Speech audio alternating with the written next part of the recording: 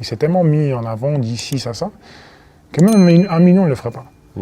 Parce qu'il sait que je vais le cogner, tu vois. Et au final, il va se retrouver. Mais c'est pas genre je vais le cogner, ça va être compliqué, c'est un gros. Je vais le cogner.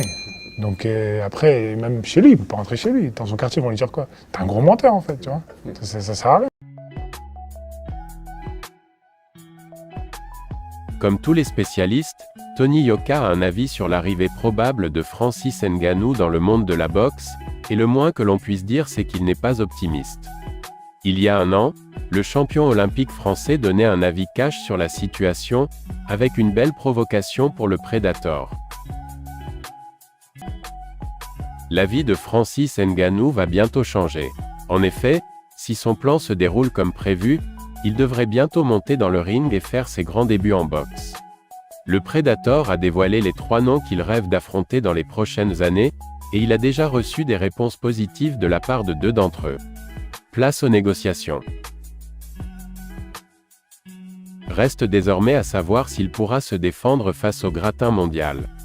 Il faudra par exemple plus que de la puissance pour se défaire de Tyson Fury, plus grand champion de sa génération et technicien hors du commun, et il faudra un tout autre niveau de résistance pour rester debout et lucide face au monstre Deontay Wilder.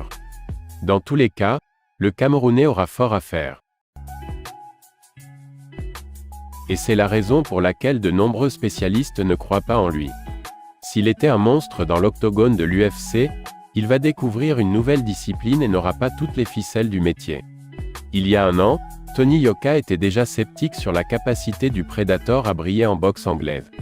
Il s'était exprimé au micro de Bouscapé en déclarant « Les combattants UFC ne gagnent rien par rapport à ce qu'ils génèrent. C'est Dana White qui s'en fout plein les poches. Sur le combat entre Francis Ngannou et Cyril Gane, le premier a pris 800 000 $ et l'autre 400 000. Ce sont des malades. Quelques mois avant, Tyson Fury a pris 60 millions et Wilder 40. Ce n'est pas le même monde. Ngannou sait que s'il vient en boxe anglaise, rien que sur son premier combat il va prendre 5 ou 10 millions de $. Après en boxe je pense qu'il ne va rien faire du tout. C'est un grand champion UFC, mais c'est pas le même sport. En MMA il en a impressionné plus d'un sur son dernier combat, il a su s'adapter et progresser. Mais il va faire quoi en boxe? Je ne vais pas lui manquer de respect, mais même lui ne va jamais dire qu'il peut me battre. Pour Tony Yoka, il n'y a clairement pas photo entre lui et Francis Ngannou niveau boxe, aussi puissant soit le Camerounais. D'ailleurs, le champion olympique 2016 est persuadé que le Predator n'oserait même pas le défier ou affirmer qu'il peut le battre.